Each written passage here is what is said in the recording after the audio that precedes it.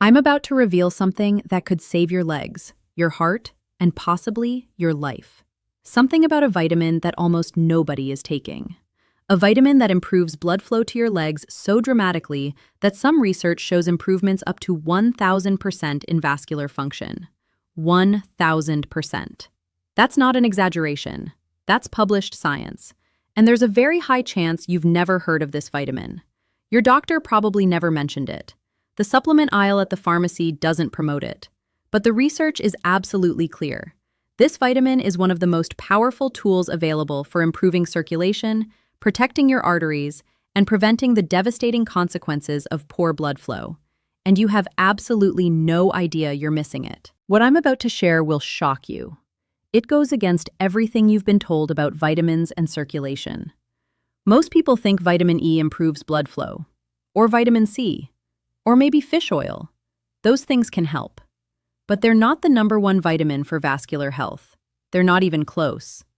The vitamin I'm going to reveal has mechanisms of action so powerful, so well documented, that it's genuinely surprising it's not standard of care for everyone over 60. By the end of this video, you'll know exactly what this vitamin is, why it's so critical for blood flow in your legs and throughout your body, what foods contain it, how much you need, and how it works with other nutrients to create a complete vascular protection system. But I'm going to tell you right now, learning about this vitamin and then doing nothing with the information would be tragic. Because this is simple, this is affordable, this is accessible, and the difference it makes for circulation, blood pressure, arterial health, and cardiovascular risk is enormous. Stay with me. Because what you learn in this video could be the difference between healthy circulation and peripheral artery disease, between strong legs and claudication, between independent mobility and disability. This matters more than you realize. Before we begin, I have something important to tell you. We've just released our comprehensive blood pressure control ebook. Everything I've been teaching you in these videos, all the strategies, all the protocols, all the science, organized into one complete actionable system. Detailed information about nutrition, supplements, lifestyle changes, how to work with your doctor. Everything you need to take control of your blood pressure naturally. The link is in the description below. If you've been watching these videos and wanting everything in one place that you can reference anytime, this is it. Check the description after this video. Now let me tell you about Frank. And I need you to pay very close attention to this story because I promise you, you're going to see yourself or someone you love in it. Frank was 73 years old, a proud man, independent. He'd worked in construction his entire life, built houses with his own hands. Strong, capable, the kind of man who didn't ask for help because he didn't need help. But over the past 3 years, something had been changing. Something that terrified Frank more than he admitted to anyone, including his wife. Frank's legs were failing him. It started subtly. He'd be walking and notice a slight ache in his calves. Nothing terrible, just a tightness, a heaviness. He'd stop for a moment, the discomfort would fade, and he'd keep walking. He dismissed it as age. Everyone told him that aches and pains were normal as you get older. That's just how it is, his friends said. So Frank accepted it. But over months, the aching got worse. The tightness in his calves would start after walking just 2 blocks, then 1 block, then half a block. The ache would intensify into a cramping pain that made him stop completely. He'd stand there on the sidewalk, waiting for the pain to subside, feeling embarrassed and frustrated. What was happening to him? He'd walked miles every day for decades. Now he could barely make it down the street. Frank's wife suggested he see a doctor. Frank resisted. He didn't want to be told he was getting old. He didn't want medications. He didn't want to admit something was seriously wrong. But finally, after his legs gave out climbing the stairs to his grandson's apartment, and he had to sit on the landing catching his breath with searing pain in his calves, Frank made an appointment. The doctor examined him, checked the pulses in his feet. Weak, barely palpable. Checked his ankles, cool to the touch. Skin was thin and shiny. Hair growth on his lower legs was sparse, classic signs of poor circulation. The doctor ordered an ankle brachial index test, which compares blood pressure in the ankle to blood pressure in the arm. Normal is 1.0 or higher. Frank's was 0.68, significantly reduced blood flow to his legs. You have peripheral artery disease, the doctor said. PAD. The arteries in your legs are narrowed. Not enough blood is getting through. That's why you're having pain when you walk. It's called claudication. Frank stared at him. What causes it? Usually atherosclerosis, plaque buildup in the arteries, the same process that causes heart attacks and strokes, but in the legs. We need to start you on medications, blood thinners, cholesterol medication. We'll do some imaging to see how severe the blockages are. Frank left that appointment feeling like his world had collapsed. Peripheral artery disease. Blocked arteries in his legs. He'd read about this. He knew what came next if it got worse. Some people needed procedures, stents, bypass surgery. Some people lost circulation completely and developed wounds that wouldn't heal. Ulcers, infections. Some people ended up with amputations. Frank started the medications his doctor prescribed. Blood thinner, statin. He was told to walk as much as he could tolerate to try to improve his circulation. But walking was painful. He'd go outside, determined to walk around the block. He'd make it halfway and have to stop, calves cramping so badly he thought he might collapse. He'd stand there leaning against a fence or a parked car, breathing through the pain, waiting for it to ease. Sometimes it took 5 minutes, sometimes 10. Frank's world was shrinking. He couldn't walk to the corner store anymore. The corner store was 3 blocks away. 3 blocks that used to take him 6 minutes. Now he couldn't even make it 1 block without stopping. He'd tried one morning, determined to prove to himself he could still do it. He made it 50 yards before the cramping started. Searing pain in both calves. Pain so intense he thought something was tearing inside his legs. He grabbed a street sign pole and held on, breathing hard, waiting for it to pass. A neighbor walking her dog stopped and asked if he was okay. Frank felt humiliated. He waved her off. "I'm fine, just resting." But he wasn't fine. He could barely walk. He couldn't walk to his daughter's house anymore. She lived 3 blocks away. 3 blocks. He used to walk there several times a week, drop in for coffee, help her with projects around the house. But now he couldn't make it. He'd start walking, and within half a block, his legs would start aching. By 1 block, the cramping would start. He'd have to turn around and shuffle back home, defeated. His daughter started coming to his house instead. She could see what was happening. Her strong, capable father was becoming frail, dependent. One day, she suggested driving him to her house. "Dad, let me pick you up. We can have coffee at my place." Frank refused. He didn't want to be driven 3 blocks. He didn't want to be the kind of person who couldn't walk to his daughter's house. But eventually, he had no choice. The walking had become impossible. Frank couldn't climb stairs without stopping multiple times. He'd start up a flight of stairs and make it 3 steps before his calves would start burning. Another 2 steps and the cramping would start. He'd have to stop on the landing, gripping the handrail, breathing through the pain. Sometimes he'd stand there for 5 minutes before he could continue. Sometimes he'd turn around and give up entirely. His grandson lived in a 2nd-floor apartment. Frank used to visit once a week, climb the stairs, play with his grandson, help him with homework. But the stairs had become an insurmountable obstacle. Frank tried once after his diagnosis, made it halfway up and had to sit down on the stairs. His grandson came down and found him there, sitting on the steps, legs cramping, face pale. "Grandpa, are you okay?" Frank couldn't answer. He was too embarrassed, too frightened. He eventually made it back down and got into his car and drove home. He didn't try to visit that apartment again. Frank couldn't stand for long periods without his legs aching. He'd be at a family gathering, standing in the kitchen talking, and within 10 minutes his calves would start to hurt. A dull aching that would gradually intensify. He'd shift his weight from foot to foot trying to relieve it. Eventually, he'd have to excuse himself and sit down. He stopped going to gatherings where he knew there wouldn't be enough seating. He stopped going to his grandson's baseball games because standing at the fence watching the game for an hour was impossible. By the 3rd inning, his legs would be aching so badly he'd have to leave. Frank stopped going to church. The church was 4 blocks from his house. 4 blocks that might as well have been 4 miles. And even if someone drove him, the walk from the parking lot to the building required navigating steps and walking across a parking lot. The steps made his legs cramp. The walk made him stop twice to rest. He'd arrive at the service late, breathing hard, embarrassed that everyone was watching him shuffle down the aisle to find a seat. he stopped going. He told his wife he'd watch services online, but really, he just couldn't handle the physical challenge anymore. Another piece of his life disappearing. Frank started using a cane. He resisted for months. A cane meant he was disabled. A cane meant he was old. A cane meant he was failing. But finally, after nearly falling twice in 1 week from his legs giving out unexpectedly, Frank bought a cane at the pharmacy. He hated it. He hated leaning on it. He hated the way it looked. He hated what it represented. But it kept him from falling, so he used it. The cane helped with balance, but it didn't help with the pain. His legs still cramped. His walking distance still didn't improve. The cane just gave him something to lean on when the cramping started and he couldn't take another step. Frank couldn't drive anymore. The cramping started affecting his right leg, his gas pedal leg. He'd be driving and feel the cramping start in his calf.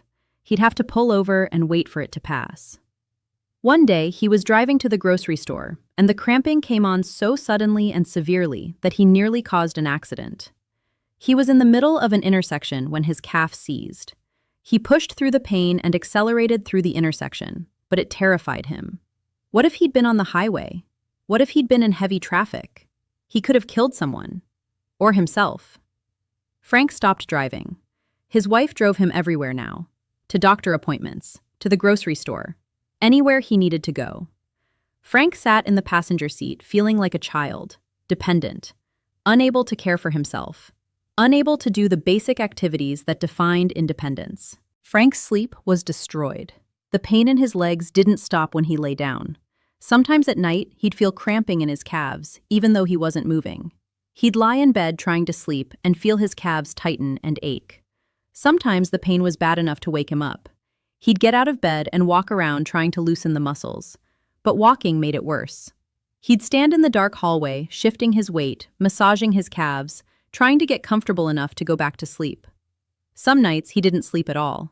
He'd lie in bed, staring at the ceiling, thinking about what was happening to him, thinking about the future. Would he end up in a wheelchair? Would he lose his legs?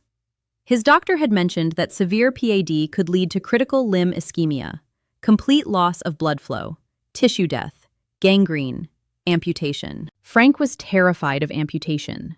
He'd read about it online, even though his wife told him to stop looking. He'd read statistics.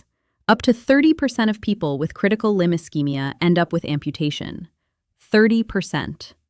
Frank lay awake at night thinking about that number, thinking about losing a leg, thinking about being in a wheelchair for the rest of his life, unable to walk at all, completely dependent. Frank thought about his grandfather. His grandfather had diabetes, developed an ulcer on his foot that wouldn't heal. The ulcer got infected. The infection went into the bone. They amputated his toe, then the foot, then below the knee, then above the knee. Each amputation was supposed to be the last one. Each time they told the family, "This will fix it. This will stop the infection." But it kept progressing. Frank's grandfather spent the last 2 years of his life with one leg, in and out of hospitals, in constant pain, until finally he died from complications of infection. Frank remembered visiting his grandfather in the hospital after the first amputation, seeing the bandaged stump where his toe used to be. His grandfather had looked at Frank and said, "Take care of your health, boy. Don't end up like me." Frank was 30 years old then, young, strong. He never thought he'd end up in a similar situation. But now, at 73, with PAD and failing legs and blood flow that was getting worse instead of better, Frank thought about his grandfather every day, and every night when he couldn't sleep. Frank became depressed. He wouldn't have used that word. He would have said he was frustrated or worried. But his wife saw it. He stopped enjoying things, stopped laughing, stopped talking much.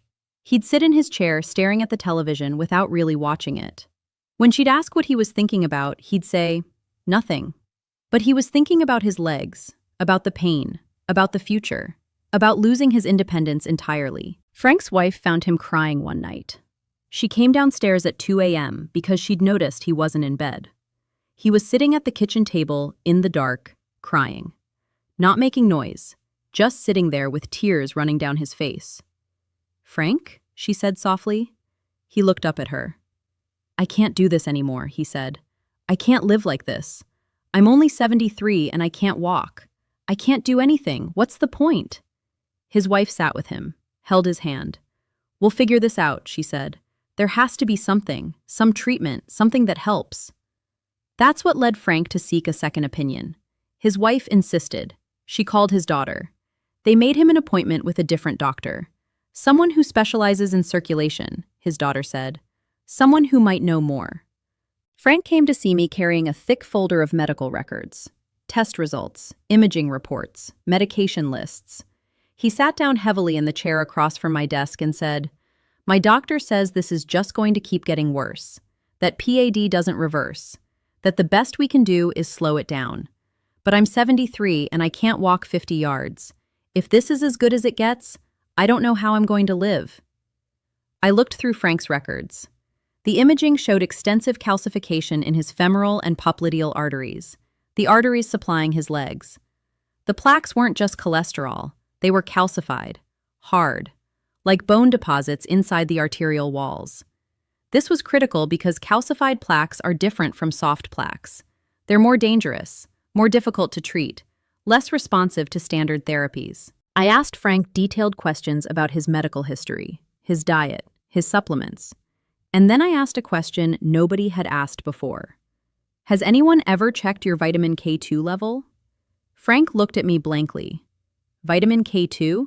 I don't even know what that is. When I checked Frank's vitamin K2 level, it was severely deficient, almost undetectable. And that deficiency was allowing calcium to deposit freely into his arteries, worsening the very disease that was stealing his mobility. Frank's arteries were calcifying because his body didn't have the nutrient it needed to prevent it. But here's what Frank didn't know. Here's what his doctor never discussed. Frank's peripheral artery disease, his blocked leg arteries, his poor circulation, wasn't just about cholesterol and plaque. It was about something else. Something critical that almost never gets measured. Something that a simple, inexpensive vitamin could dramatically improve. Frank's arteries were calcified. The plaques blocking his arteries weren't just cholesterol deposits. They were hardened, calcified, like bone. Calcium was being deposited into his arterial walls, making them rigid, narrowed, unable to dilate properly. And this calcification was happening because Frank was deficient in a specific vitamin that's responsible for keeping calcium in bones where it belongs, and out of arteries where it causes damage. Nobody had checked Frank's level of this vitamin. Nobody had discussed it. Nobody had recommended supplementation. Frank was taking a statin for cholesterol and a blood thinner for clot prevention. But nobody was addressing the calcification. Nobody was giving his body what it needed to actually reverse or prevent further arterial calcification. So the disease was progressing despite the medications. Frank came to see me after a year of declining function and worsening symptoms. His walking distance was now less than 50 yards before severe pain forced him to stop. He was using a cane. He could no longer drive because his leg would cramp on the gas pedal. His independence was gone, and he was terrified that amputation was in his future. When I checked Frank's vitamin K2 level, it was severely deficient, almost undetectable. And that deficiency was allowing calcium to deposit freely into his arteries, worsening the very disease that was stealing his mobility. But I'm not going to tell you exactly what we did yet. I'm not going to reveal all the details of how we addressed this. Because first, you need to understand what vitamin K2 actually does. You need to understand why this vitamin is so critical for blood flow. Because without understanding the mechanism, you won't take it seriously. You won't supplement consistently. You'll dismiss it as just another vitamin that probably doesn't matter much. And you'll miss out on something that could genuinely transform your vascular health. Comment below right now if you've ever experienced leg pain when walking. Type leg pain if you felt cramping, aching, or heaviness in your calves or thighs that makes you stop and rest. Because I'd bet many of you have experienced this and dismissed it as normal aging or arthritis, or just getting older. But it's not normal. It's not inevitable. It's a sign of reduced blood flow, and it can be improved. Now let me explain what vitamin K2 does. And I want you to pay very close attention because this is where everything clicks into place. Your body needs calcium. Calcium is essential for bone strength, for muscle contraction, for nerve signaling. But calcium has to go to the right places. It needs to be in your bones. It needs to be in your teeth. It should not be in your arteries. It should not be in your soft tissues.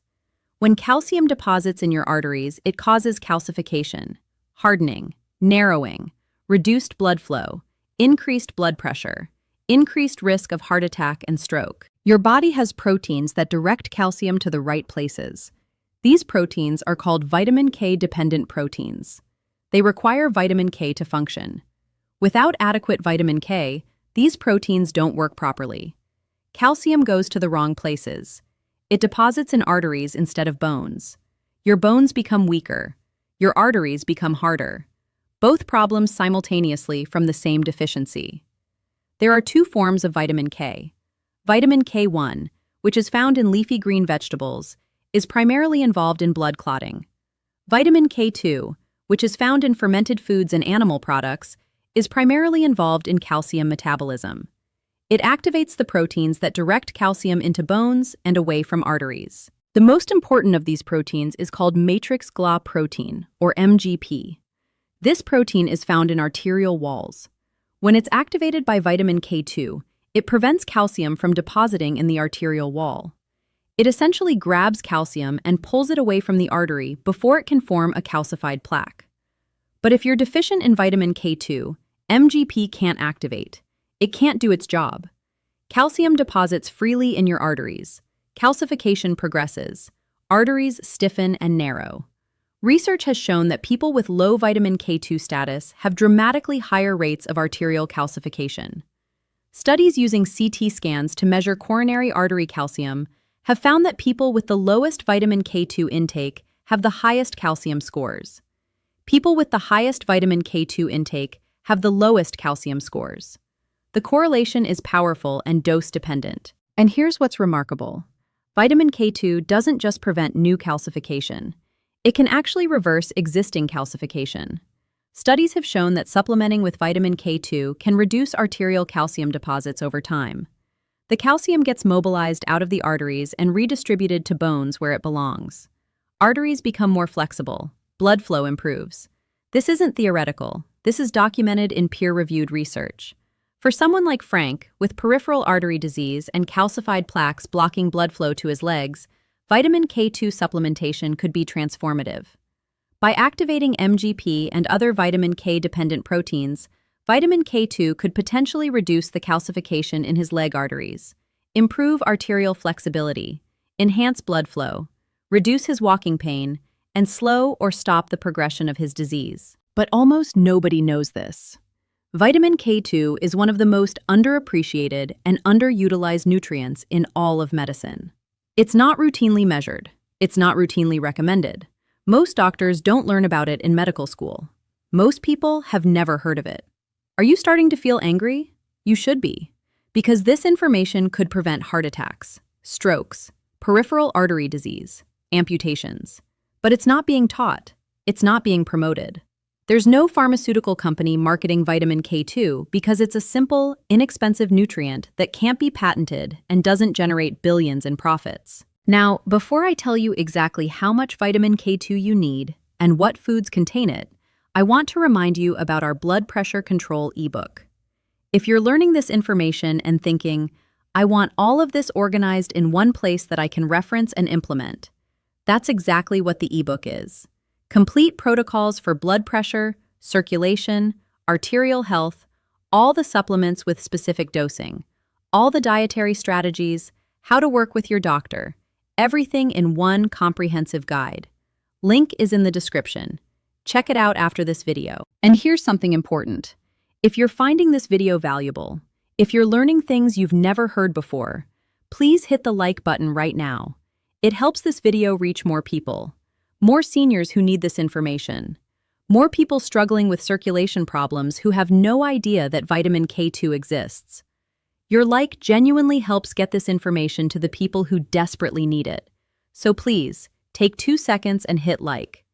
Now let me tell you about vitamin K2 food sources and supplementation, because knowing about it doesn't help if you don't know how to get it. Vitamin K2 is found primarily in fermented foods and animal products.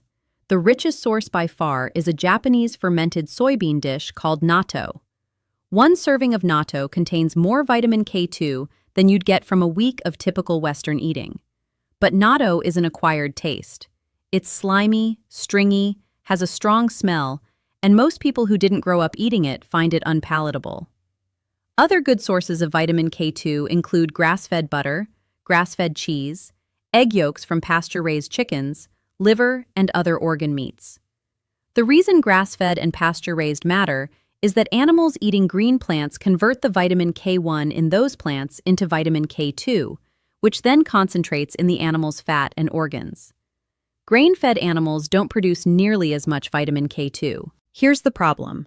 Most seniors aren't eating natto. They're not eating large amounts of grass-fed butter and cheese. They're not eating liver regularly.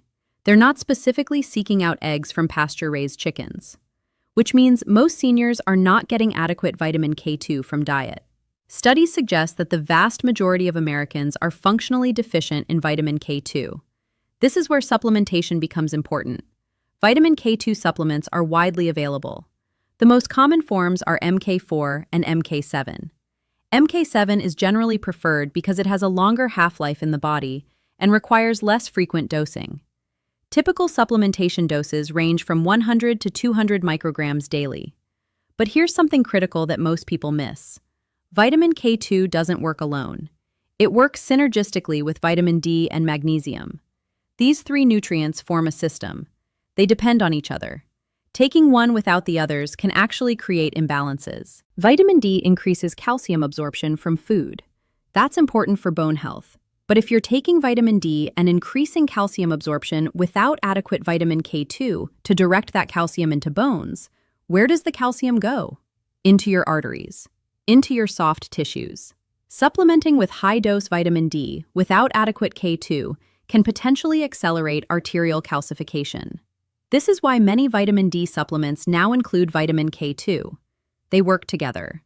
Vitamin D brings calcium into your body. Vitamin K2 directs it to the right places. This is the system. This is how it's supposed to work. Magnesium is the third piece. Magnesium activates vitamin D. It's required for the enzyme that converts vitamin D into its active form. Without adequate magnesium, vitamin D supplementation is less effective. Magnesium also affects calcium metabolism. It helps calcium move into bones. It prevents calcium from depositing in soft tissues. And magnesium deficiency is epidemic. Up to 50% of seniors have inadequate magnesium status. So the complete system for vascular health, bone health, and calcium metabolism is vitamin D, vitamin K2, and magnesium, all working together. Supplementing with all three creates synergy. Each one makes the others work better. The whole is greater than the sum of the parts.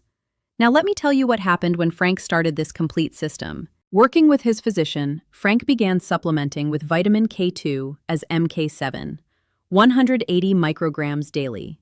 He also optimized his vitamin D level to between 40 and 60 nanograms per milliliter with appropriate dosing. And he added magnesium glycinate, 400 milligrams daily. This was the calcium metabolism optimization system. Vitamin D bringing calcium in, vitamin K2 directing it properly, magnesium supporting both. Frank also increased his dietary intake of vitamin K2-rich foods. He started eating grass-fed butter instead of conventional butter. He switched to eggs from pasture-raised chickens. He ate grass-fed cheese several times per week. He even tried natto once. He couldn't tolerate it. But the other dietary sources plus the supplement gave his body the vitamin K2 it needed. The changes didn't happen overnight. Reversing arterial calcification takes time. But after 8 weeks, Frank noticed something. His walking distance had increased. Not dramatically, but noticeably. He could walk an extra half block before the cramping started. He could climb a flight of stairs without stopping. After 4 months, Frank's walking distance had improved from less than 50 yards to over 150 yards before pain. His calves still cramped when he pushed too far, but the threshold had shifted dramatically. He could walk to the corner store again. He could walk to his daughter's house. Small victories that felt enormous to Frank. After 8 months, Frank's ankle brachial index, the test measuring blood flow to his legs, had improved from 0.68 to 0.82. Still not perfect, still showing some arterial narrowing, but a significant improvement. Improved blood flow, better oxygen delivery to leg muscles, less pain with activity. Frank's cardiologist was surprised. PAD usually doesn't improve this much with just medications, he said. What else are you doing? Frank told him about the vitamin K2, the vitamin D, the magnesium. The doctor made a note in Frank's chart, but didn't say much more. He wasn't trained in nutritional medicine. He didn't fully understand the mechanisms. But he couldn't argue with the objective improvement in Frank's blood flow measurements. Frank kept walking, kept supplementing, kept eating the K2-rich foods. After a year, his walking distance was over 300 yards before any discomfort. He attended his grandson's baseball games again. He walked to church. He felt like himself. Not completely back to normal. PAD doesn't fully reverse in most cases, but dramatically improved. Functional, independent, no longer terrified of amputation, no longer feeling like his legs were failing him. Frank kept walking, kept supplementing, kept eating the K2-rich foods. After a year, his walking distance was over 300 yards before any discomfort. He attended his grandson's baseball games again. He walked to church. He felt like himself. Not completely back to normal. PAD doesn't fully reverse in most cases, but dramatically improved. Functional, independent, no longer terrified of amputation, no longer feeling like his legs were failing him. Frank said something during one of our follow-up visits that I think about often. He said, "I spent a year on medications thinking that was all I could do, thinking my legs were just going to keep getting worse. Nobody mentioned vitamin K2. Nobody talked about calcification. Nobody explained that there was something simple I could take that might actually help reverse this. How many other people are walking around deficient in this vitamin with arteries calcifying and nobody tells them?" The answer is millions. But before I tell you exactly how many and show you just how widespread this deficiency is, let me tell you about Helen. Because Helen's story shows a different side of arterial calcification that affects even more people than peripheral artery disease. Helen was 68 years old. She didn't have leg pain. She could walk fine. But Helen had high blood pressure. Stubborn, difficult to control high blood pressure that required 3 medications and still wasn't at goal. Her blood pressure averaged 148/86, despite lisinopril, amlodipine, and hydrochlorothiazide. Her doctor kept increasing doses, kept adding medications, but the numbers wouldn't come down adequately. Helen was frustrated. "I'm taking 3 pills every morning," she'd say. "I'm doing everything right. Why isn't this working?" What Helen's doctor didn't understand was that Helen's high blood pressure wasn't primarily about her kidneys retaining sodium or her blood vessels constricting too much. It was about arterial stiffness. Her arteries were calcified, rigid, unable to expand and contract properly with each heartbeat. When arteries are stiff, blood pressure rises because the vessels can't accommodate the pressure waves generated by the heart. When I ordered a coronary artery calcium CT scan on Helen, her score was 847. That's severe calcification. Her arteries were heavily calcified throughout her vascular system, not just her heart arteries, all of her arteries. This calcification was making her vessels stiff and rigid and driving her blood pressure up, regardless of how many medications she took. And when I checked Helen's vitamin K2 level, it was deficient. Not as severely as Frank's, but still well below optimal. Her vitamin D level was also low at 22 nanograms per milliliter, and her magnesium was borderline deficient. Helen started the complete system.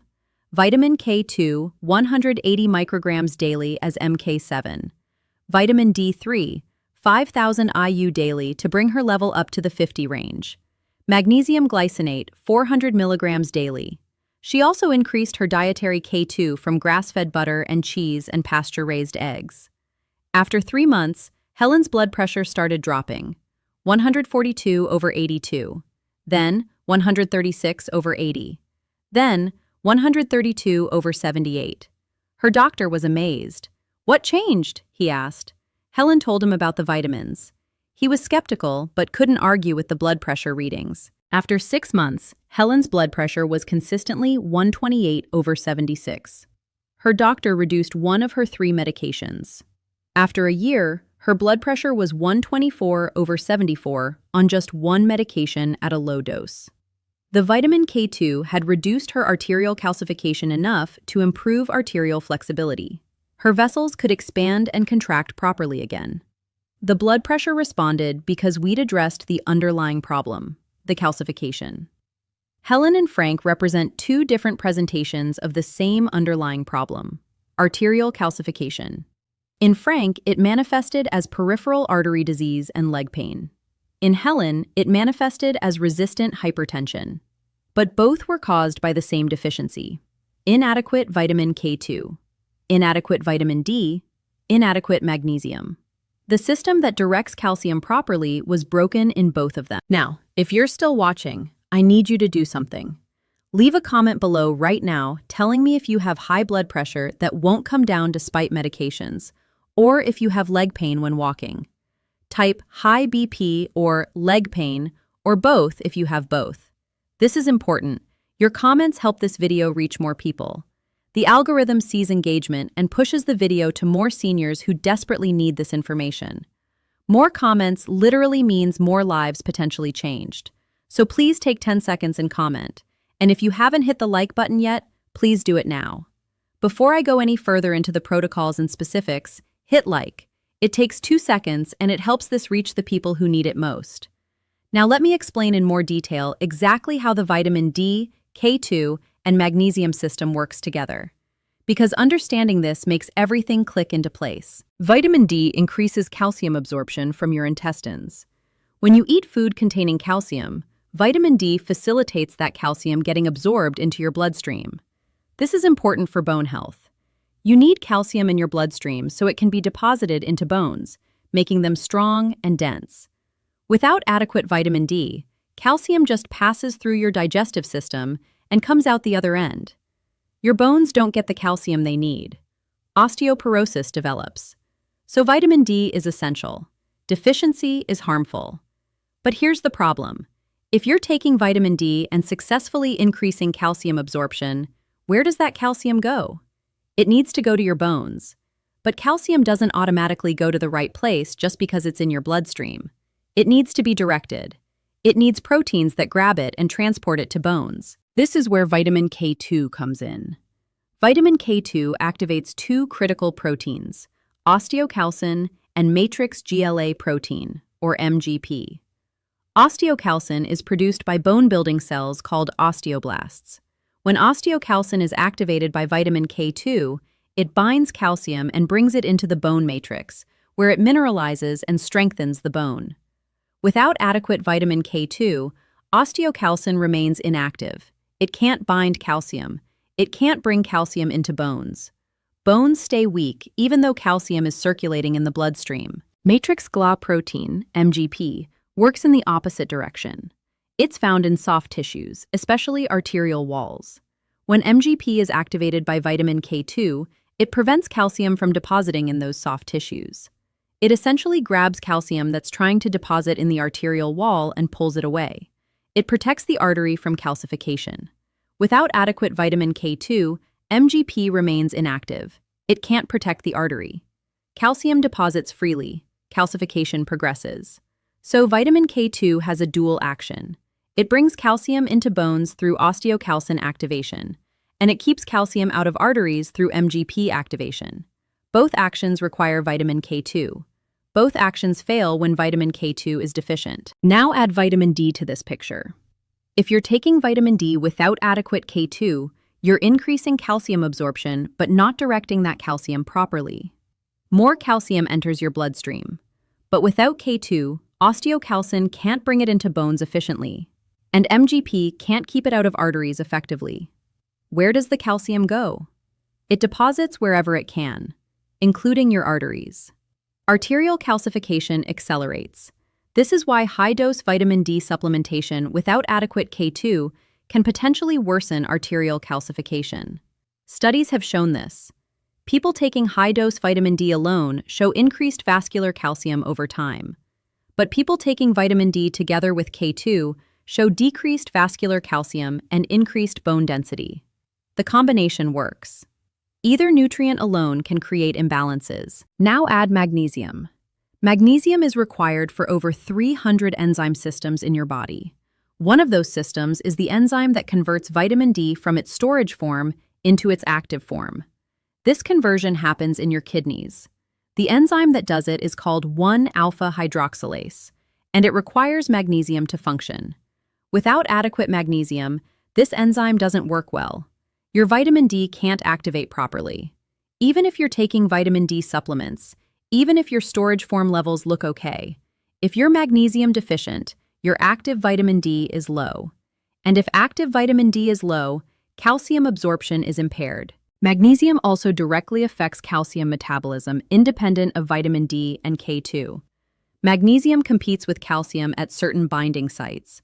It helps regulate calcium channels in cells.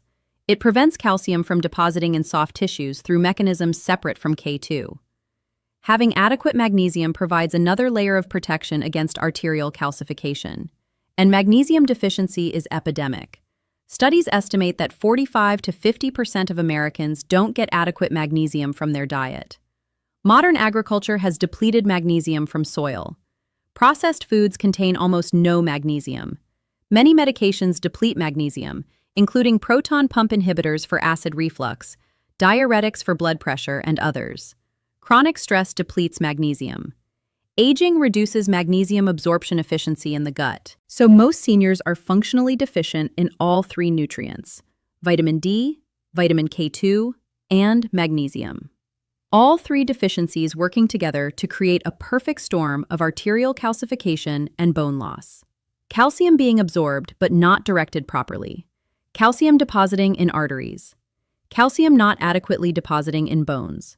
Osteoporosis and atherosclerosis developing simultaneously from the same nutritional problem. This is the system. This is what almost nobody understands.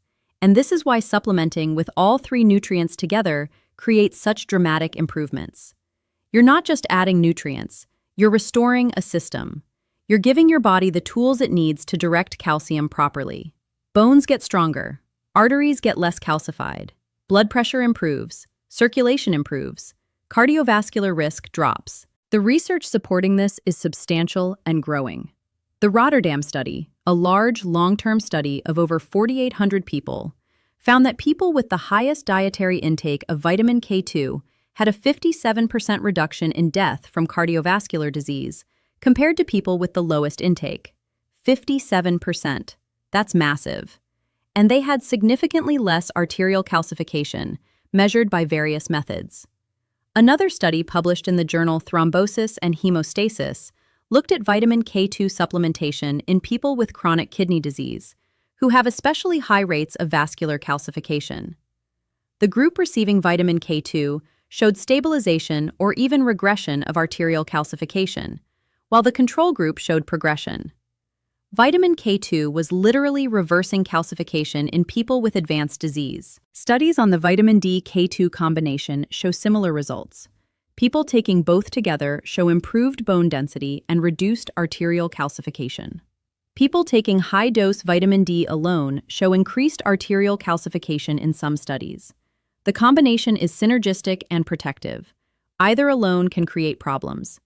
Millions of seniors with arterial calcification, with peripheral artery disease, with high blood pressure from stiff arteries, with increased cardiovascular risk, and almost none of them know about vitamin K2. Almost none of them are supplementing.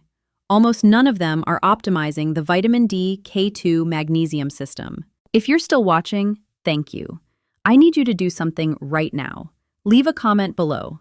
Tell me if you've heard of vitamin K2 before this video. Type first time if this is your first time learning about it, or type knew about K2 if you already knew. I want to gauge how many people are aware of this critical nutrient, and comments help the algorithm push this video to more people. More comments mean more reach. More reach means more seniors learn about vitamin K2. So please take 10 seconds and leave a comment. Now let me give you the specific protocols. The exact strategy you should discuss with your doctor. First, vitamin K2 supplementation. For general cardiovascular protection and calcium metabolism optimization, a dose of 100 to 200 micrograms of vitamin K2 as MK7 daily is appropriate for most people. If you have existing cardiovascular disease, arterial calcification, peripheral artery disease, or osteoporosis, discuss higher doses with your doctor. Some protocols use up to 360 micrograms daily in high-risk populations. Vitamin K2 should be taken with a meal that contains some fat because it's a fat-soluble vitamin. Taking it on an empty stomach results in poor absorption. Take it with breakfast or dinner, whichever meal is more consistent for you. Important safety note: if you're taking warfarin or other vitamin K antagonist blood thinners, do not take vitamin K2 supplements without very careful discussion with your physician. Vitamin K interferes with warfarin's mechanism of action. However, if you're on newer blood thinners like apixaban, rivaroxaban, or dabigatran, which don't work through vitamin K antagonism, vitamin K2 supplementation is generally safe. Still discuss with your doctor, but there's no direct interaction. Second, optimize vitamin D.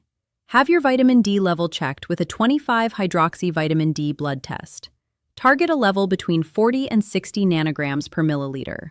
Most people need 2,000 to 5,000 IU of vitamin D3 daily to maintain that level, but individual needs vary. Work with your doctor to find the right dose based on your blood level. And always take vitamin D together with vitamin K2 to ensure proper calcium metabolism. Third, add magnesium. 400 milligrams of magnesium glycinate or magnesium citrate daily for most people. Avoid magnesium oxide, which is poorly absorbed. Magnesium glycinate is generally the best tolerated form with the least digestive upset. Take it in the evening as it can have a mild relaxing effect that promotes sleep. Fourth, increase dietary vitamin K2. Add grass-fed butter, grass-fed cheese, and eggs from pasture-raised chickens to your regular diet. Even if you're supplementing, getting some vitamin K2 from food provides additional cofactors and nutrients that work synergistically. If you can tolerate natto, even better, but most people can't. Fifth, continue cardiovascular protective strategies. Vitamin K2 is powerful, but it's not a magic bullet. Continue your cardiovascular medications as prescribed. Continue exercising as much as you can tolerate. Continue eating a diet rich in vegetables, lean proteins, and healthy fats. Vitamin K2 should be part of a comprehensive cardiovascular protection system, not a replacement for other proven interventions. Now let me give you the critical disclaimer. Everything I've shared today is for educational purposes and should not replace medical care. I am not your personal physician. Never stop, start, or change any cardiovascular medication without consulting your doctor. If you have peripheral artery disease, you need proper medical evaluation and management. Vitamin K2 can be a powerful adjunct therapy, but it's not a substitute for medical treatment. If you're on blood thinners, especially warfarin, discuss vitamin K2 with your doctor before starting supplementation. Some people should not take vitamin K2, including those with certain clotting disorders. Always work with your healthcare provider for all treatment decisions. What I'm encouraging you to do is learn about vitamin K2, understand its critical role in arterial health, discuss supplementation with your doctor, and optimize the vitamin D K2 magnesium system that most people are completely deficient in. This isn't alternative medicine. This is biochemistry. This is how calcium metabolism works. These nutrients are essential. Deficiency is common. Supplementation can make a profound difference. Before we wrap up, one more reminder about the blood pressure control ebook. Everything I've taught in these videos about blood pressure, circulation, arterial health, nutrition, supplements, lifestyle strategies, organized into one comprehensive guide that you can reference anytime. Complete protocols, specific dosing, food lists, shopping guides, how to work with your doctor, everything you need. Link is in the description. If you've been implementing what you learned from these videos, the ebook is your next step to having everything in one organized system. And please, if you haven't already, hit the like button. Share this video with anyone you know struggling with circulation problems, leg pain when walking, high blood pressure, or anyone over 60 who should know about vitamin K2. Your share could genuinely change someone's health trajectory, could prevent their peripheral artery disease from progressing, could improve their circulation, could reduce their cardiovascular risk. Sharing takes 5 seconds and could save a life. Tonight, think about Frank, 73 years old, peripheral artery disease, walking distance less than 50 yards, terrified of amputation, taking medications that weren't helping. Nobody mentioned vitamin K2. Nobody explained arterial calcification. Nobody told him about the vitamin D K2 Magnesium system. He suffered for a year thinking there was nothing else he could do. Then he learned about vitamin K2, started supplementing correctly, optimized the complete system. And within months, his blood flow improved. His walking distance tripled. His pain decreased. His quality of life returned. Not because of some expensive new drug or invasive procedure, because he gave his body the nutrients it needed to actually address the underlying problem, the calcification, the stiffening, the narrowing. You have the same opportunity Frank had. You can optimize the same system. Vitamin K2, vitamin D, magnesium. The three nutrients working together to keep calcium in bones and out of arteries, to keep arteries flexible, to keep blood flowing properly to your legs, your heart, your brain, everywhere it needs to go. This isn't complicated. It's not expensive. Vitamin K2 supplements cost less than most prescriptions. The foods that contain it are foods you probably already enjoy. The improvement in vascular health, the reduction in cardiovascular risk, the protection against arterial calcification, all of it is within your reach starting today. Share your experience in the comments. Tell me if you're going to start vitamin K2 supplementation. Tell me if you have leg pain that you've been dismissing as normal aging. Tell me if you've checked your vitamin D and magnesium levels. Your stories help other people recognize themselves and take action. Real experiences from real people create the motivation and confidence others need to make changes. Subscribe if you haven't already. Join the newsletter for detailed protocols. Check out the blood pressure control ebook in the description for everything organized in one place. And most importantly, start the vitamin D K2 magnesium system today. Talk to your doctor. Get your vitamin D level checked. Start supplementing appropriately. Give your body what it needs to protect your arteries and optimize your circulation. Your legs carry you through life. They deserve the nutrients they need to stay strong. Your arteries carry blood to every cell in your body. They deserve the nutrients they need to stay flexible and clear. Vitamin K2 is one of those nutrients. Simple, essential, overlooked. Now you know about it. Now you can act. I'll see you in the next video where we continue this mission of giving you information that can genuinely protect your health and extend your healthy years. Take care of yourself. Start your vitamin K2 today, and let me know in the comments how it goes.